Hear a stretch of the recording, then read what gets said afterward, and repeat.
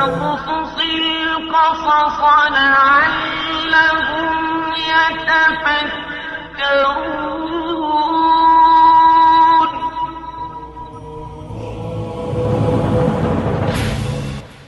سيد بحر العلوم، سيد محمد مهدي بحر العلوم رضوان الله عليه، رئيس أسرة بحر العلوم اللي أول واحد منهم. شيء عجيب كان هذا، فقيه، مصباح بل مصابيح عنده في الفقه كتاب المصابيح، رجال بحر العلوم، شيء عجيب.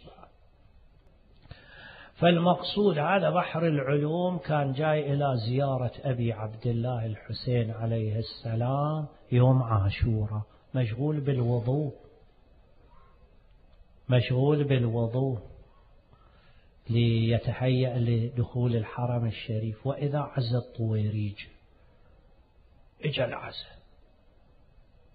شافوا السيد رفع عمامته، شال عمامته، نزع العبابشت على ما نقول هنا والصاية، نزع طرق الدشداشة مع الدشداشة وراح وياهم ينادي أبد والله ما ننسى حسنا، ينادي وياهم يا وسوف.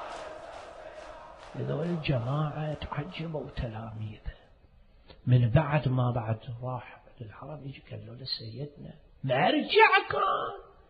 ما رجع بهذه الكيفية. شوف عزاء الحسين، شوف أمس قلت انقلاب وثورة ونهضة وكذا، هذا لسيد الشهداء جدا قليل. وين قضية مصيبة سيد الشهداء عن هذه المقولات؟ على كل حال قالوا له سيدنا أنت بهالكيفية ما رجع يجي وياهم تصيح وحسينا. قال لهم لا